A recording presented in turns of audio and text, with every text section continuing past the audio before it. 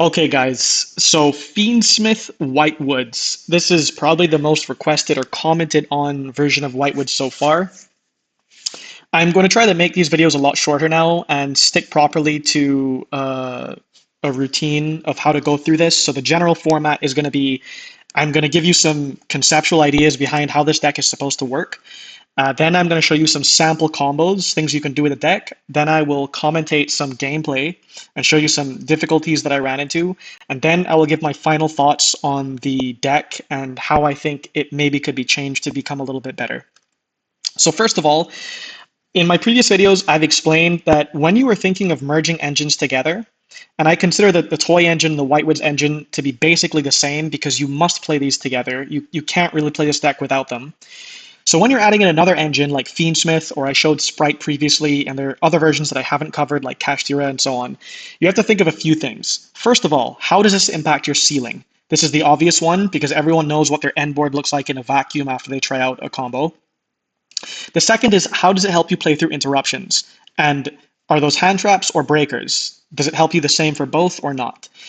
Then it's, how does this impact your non-engine? If you're adding another engine into your deck, you have less space for non-engine, so it means that you probably can't get to 18 hand traps. You can play Whitewood Toy with 18 hand traps, but your deck won't have as much gas as otherwise. You can play 15 hand traps and have a decent amount of gas. And playing less than 15 hand traps, I don't recommend, in which case you should probably shift to high impact non-engine, such as power spells, or high impact hand traps like Nib and Droll. The other thing that I haven't mentioned before, I don't think, is does your non-engine, or sorry, the engine that you're adding into your deck, shift how consistent your deck is? In this case, Lurie is the only brick, but it is not a brick if you draw it in combination with another part of the Fiendsmith engine.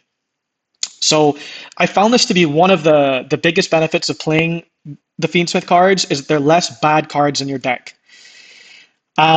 Also, it's worth mentioning that you should consider that your playstyle may change based on the sub-engine you're playing. Like if you're on the Centurion cards, the dice roll matters quite a lot because you'd prefer to Calamity Lock if you can. If you're on Kashtira, the dice roll doesn't matter as much, but you're probably not going to be able to OTK. And if you're on Sprite, then you're making a very particular type of end board, and if their deck doesn't lose to that end board, then it's not particularly useful. I found this Fiendsmith package to be probably more flexible than any of the others, and this is not because of any synergy. There isn't really synergy. It's just because the cards are broken, that's all. Another couple things to mention is that Tractus, despite being worse than Engraver to draw, is so powerful in this deck because it's very easy for the Whitewoods toy cards to give you an extra body that you can very easily turn just a single Tractus and no Engraver into the Sequentia anyhow and do full Fiendsmith combo. And it's also worth considering if you are not following the OCG, there is another Fiendsmith card called Sanctus that if you do bump the Tractus up to 3, it could be worth playing the Sanctus. You just have to figure out what non-engine you're going to cut. And this gives you a way to go full Fiendsmith combo without using any other card at all, even just drawing Tractus and nothing else. I'll show that. Last comments on the synergy. So sending equips, like because the Link monsters can equip themselves to the Fiendsmith cards, that is not synergy. In the same way that if you're playing Sprite, just having a level 2 monster isn't synergy. That is the absolute bare minimum just to be able to play your deck. So this doesn't even come up very often anyhow. I would say that there's very little synergy here. One thing that I thought might have come up more is that because this is a level 6, and Arciela and Silvera are level 6s, that maybe I could have gone into Synchro 12s more, but I found myself never wanting to do that, so I just took them out entirely. There is one particular very strange way to bridge Toybox and Fiendsmith into Whitewoods, and I will show that combo, but that's the only thing that I could really call synergy. Another couple comments, limitations here, is that I haven't practiced with Yubel, so I don't know the deck very well, and I found it to be the hardest matchup so far, and you may have to play cards like Vorp Gate or build your deck in other ways to beat it. If you know Yubel better, then I would appreciate if you leave in a comment, especially if you see the replay I'll show against Yubel, if there are other things that you would have done to make that matchup easier, because I don't know it very well. Also, I think that a second Chaos Angel and maybe even a second SP could be very useful because the Fiendsmith cards really help your Whitewoods grind. It like complements it in a really good way where both of them cycle through their resources as turns go on. And so I found myself wanting to make these more and more as time went on. And then I'm also starting to feel like if we enter a board breaker format, you probably shouldn't play Appaloosa, or if you do, you should just be careful which decks you make it against, and this will come up in a replay. Okay, so let's get to the replays. First, I will show the sample combos. Let's see, I have them in an order, so... Okay, so here's the Sanctus combo. So this is in case you don't understand how this works. Imagine that you did not draw Engraver and you've only drawn Tractus. So you Tractus for the Engraver, and this is once per turn. So usually you would Tractus for the Lurie, but then you don't have an extra body. So the Engraver gets the Sanctus, which most lists don't play, and the Sanctus summons a token, which is obviously a Light Fiend, which can go into the link 1, which brings out another Engraver, so that the Grave one can bring itself out, and then you Fusion Summon, because this one has a Fusion effect, to go into the Lacrimosa, and that allows you to go into Sequentia, and then equip to your Dies Irae. Also, you should just remember that while this can equip from both field and grave, it is obviously far more efficient resource-wise to use this for something, put it into the grave, and then equip it. You only equip it from the field if you have to. Okay, so that's the first sample combo. Then there is... this is the only real synergy that I've found where you can use, in a very strange way, these engines to get your Whitewoods cards. So you can see here that we haven't drawn access to Whitewoods. Legend doesn't get us there because we don't control the spellcaster. So the Engraver gives Tractus. Tractus searches the Lurie. Lurie brings itself out. After being discarded, we go into the link 1. The link 1 brings out the Engraver from the deck. Then the Engraver from the grave brings itself out. Here we activate the box and we set the soldier and the tank. We link into Sequentia with those two cards. Now here's what is very, very important, okay? This is a secret effect, all right? Now everyone knows that this card, which requires Engraver and 2 Light Fiend monsters, have a quick effect. Negate the effects of a number of face-up cards on the field up to the total link ratings of the link monsters equipped to this card until the end of the turn. And that's why the link 2 equipped is very good, because you can negate 2 face-up cards.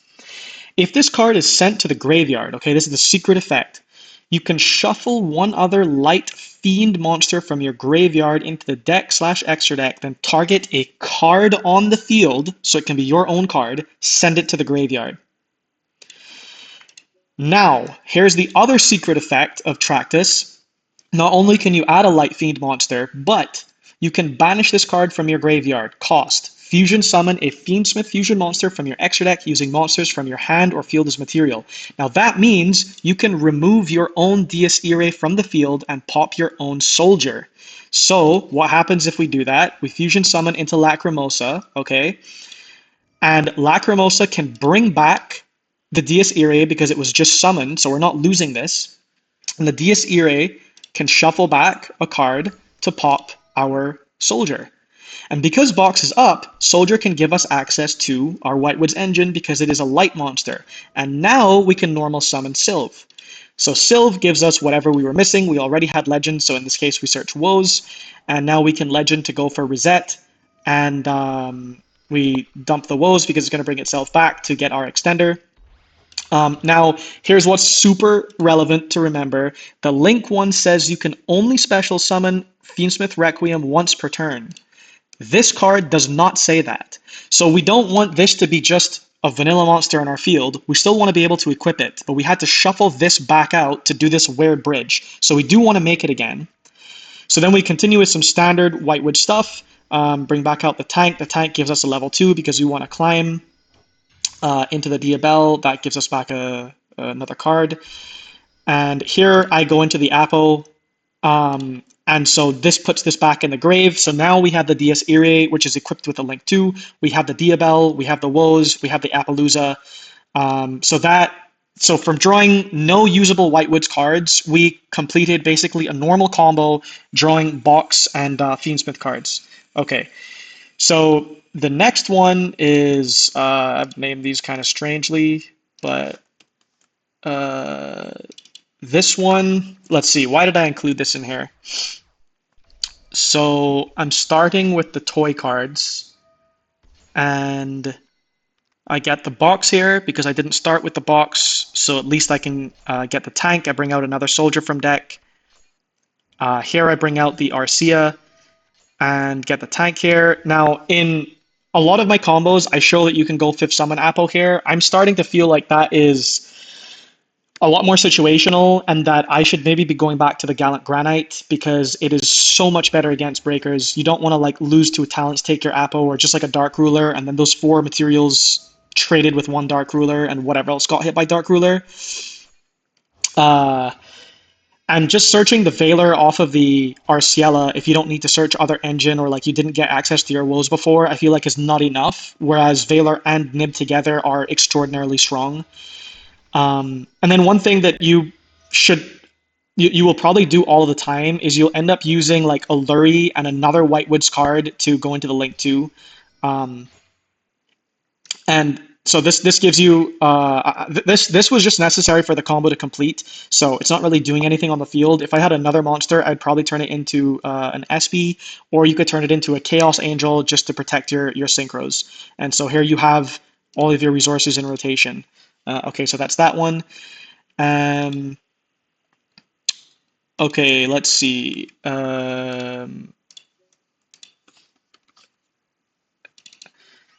So I have been playing quite a bit on Omega, and it seems like most people are on breakers right now. So I've actually started to stop playing around Nib and stop going for the Apple plays as much, which is another reason that like maybe going into the Apple isn't the best way to use your resources.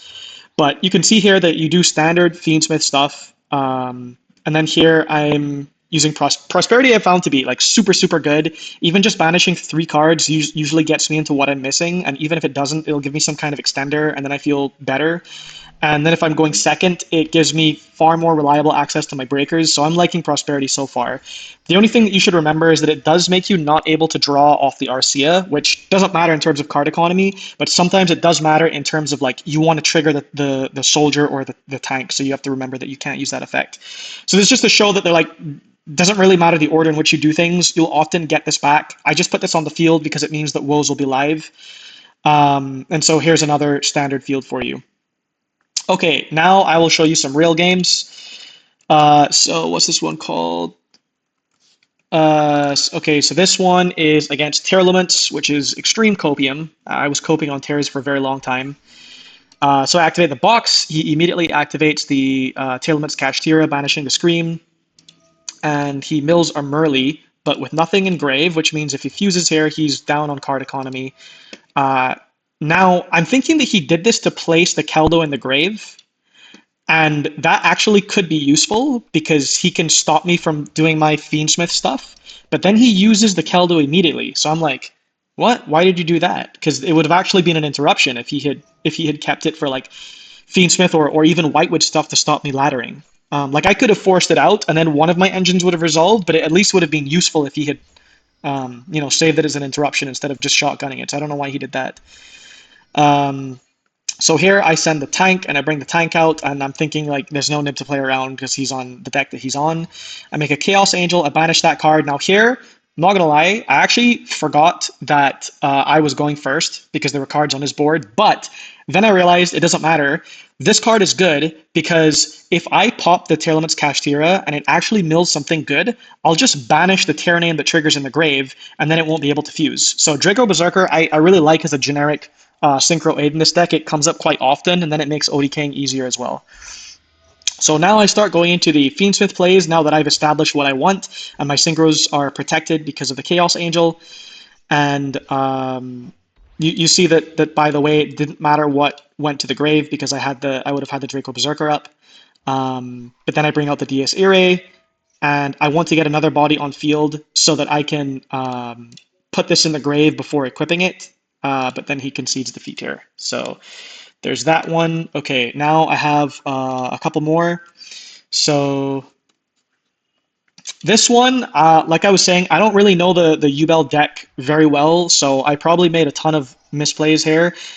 This card is insane that the fact that you can just like start your play by summoning this card. I'm thinking like I'm just going to Veiler because I won't be able to use the Veiler on my turn. There's no way for me to use it as a resource, so I'll at least just get rid of that card. So I've traded the Veiler for the Fusion, and that's good card economy for me because it cost him 2 cards from his hand to make the Fusion, so I don't really mind that trade. Now, like, I don't have anything to play because I'm on Power Spell, so I'm basically just waiting for his turn to be over. And he goes for the Yama, and then into the Sharvara, and he brings out Terra Incarnate and the Unchained Link 2 on field. And then he goes into an Apo. And then he makes a Phantom of Yubel. So here is like not super great for me because usually you want a breaker to deal with the Apo, and this will cut off one of my monster negates. So the first thing I do is I Prosperity. And I found Prosperity to be kind of like rough with what you're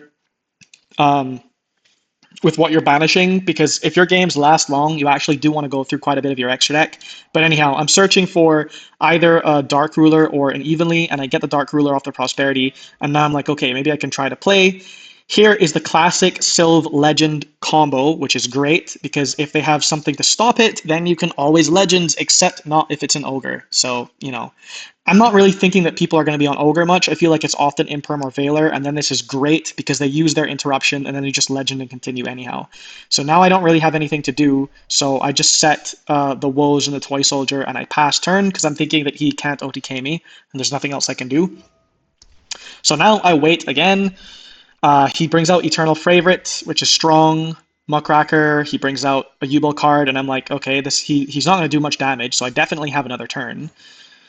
And here is where I'm starting to feel like this is kind of hard, because normally I would just be thinking, well, I guess I am not playing it here because I was on a Super Poly version at this time, which I'm now off because I feel like the extra deck is too tight, especially with Prosperity. You can't just like run into his monsters. It doesn't work against that deck. He negates the Asteria, but that doesn't stop the Toy Soldier from activating. And so he's cycling through his monsters, and I am just trying to get my engine going so that I can at least play. And so he uses Eternal Favorite. I activate the box to pop the tank, bring the tank out. He chambers, and now I'm thinking, okay, I didn't want to be in this position. I wanted to make an extra deck monster first, like for example, tank bringing out this synchro and then laddering a little bit so that I could go into SP and actually have a banish. But now I feel like I can't afford to lose a monster to Unchained Soul of Rage, so I just have to make the SP now, is my thought process. I don't actually know if this was correct. Because I feel like he doesn't have any other interactions left. So now I continue my plays under my SP. And I'm going through my resources. I activate Arciela, and I just add another card. I'm starting to go through my Fiendsmith engine now, and I'm thinking this is what is going to save me. What will help me is making Dies Irae so that I can negate the cards that stop me from interacting. And I think I might have made a mistake here because I feel like I have to force this out. And so I activate Chaos Angel on it, knowing that he will chain it, and then I will chain my Little Knight. But this is not a super effective use of resources. And I feel like maybe I should have just gotten rid of maybe Nightmare Pain or Eternal Favorite or something. I also was really feeling like it was a huge deal that I didn't have access code in my deck at this time. I feel like because I'm going through like Sequentia anyhow a lot of the time, I could just make access, and then maybe, you know, I could OTK by popping his back row. So access code is something else that I've been thinking about. Vorp Gate is probably better because I find that in a lot of scenarios against this deck, you Vorp Gate after they don't really have like interactions anymore, and then it, like, you know, it really helps you in the grind.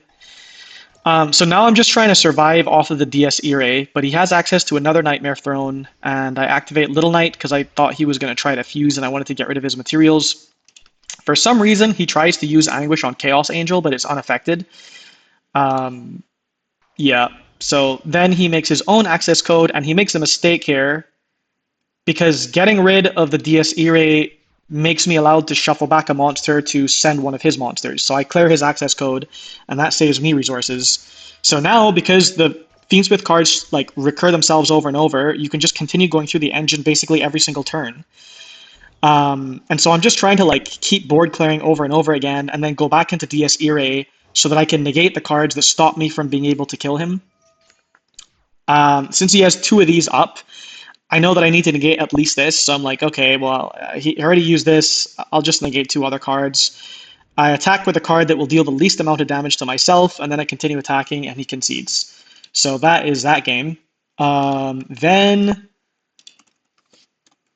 there is... So Dinomorphia is not relevant, I know that, but I wanted to show this for other reasons. This is what shows that board breakers can be quite strong against a lot of different types of decks, especially decks that make Appaloosa. So I summon a Sylve and he counter traps and destroys it. That's something else that handles the, if I had Legend to extend in hand, that's not good. And I know that his deck really struggles against talents, because the moment that you use monster effects and I talent to take the Rexterm, then it's like he'll have to continue making more Rexterms to play. But I already drew the talents, so now I can thrust for an evenly matched, and I know like that he's going to keep the Rexterm. There's no way that he keeps something else. So now I can talent to take the Rexterm, and that makes Tractus full combo because I have another body in the Rexterm for me to go into the Sequentia, and then the Sequentia can bring out the DS Irae, and I don't have anything else to put this in the grave to make another monster, so I just equip it from the field, and I use my battle phase already for the evenly, so now I pass turn. And here with one card in hand, I think like, I'm just going to negate that and put him on have an out. So now I normal summon, and I add off of this, and I activate Legend because I feel like I have tank I can start laddering. And I'm thinking that whatever he has, unless it's like a counter trap, I'll DS Area it. And if it's a counter trap, it means that he's not going to summon from his deck anyhow. So now I Chaos Angel, and maybe you should say that I should have Chaos Angel this monster, because if you Chaos Angel like chainable cards, then they just chain the card. But I'm thinking, I don't know what it is. I don't really know the deck. So just use it so that either I see it's a counter trap or I DS Area it, and then I know how to continue playing. So then I negate it, and then he concedes. Okay, so the last replay before I give my last thoughts is this one.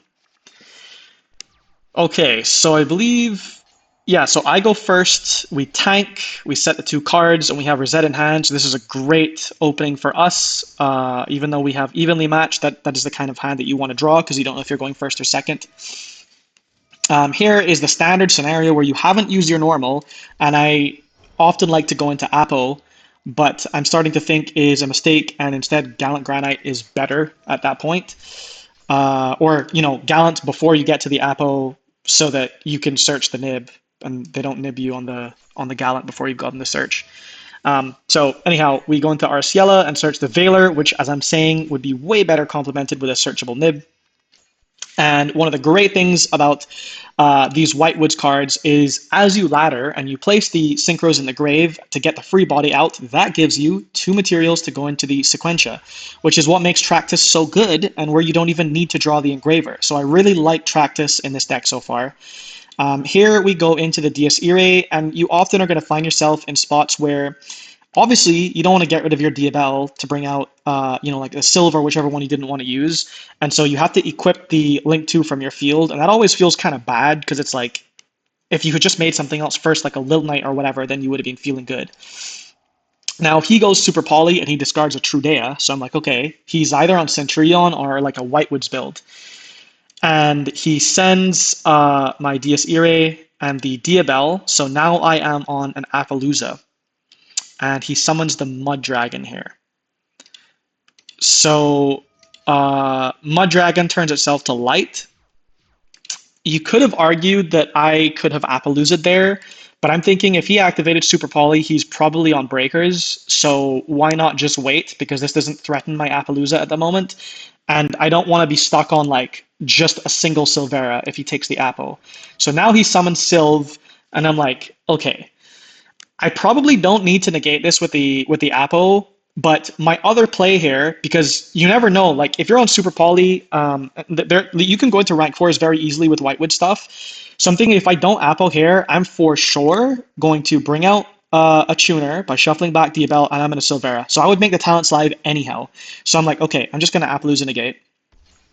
And then I think, even though I Appaloosa negated, I don't want him to make like SV and start getting really favorable trades with my Apo and like burn out all of my attack or whatever else he's gonna do. So I'm like, okay, let me just book him here.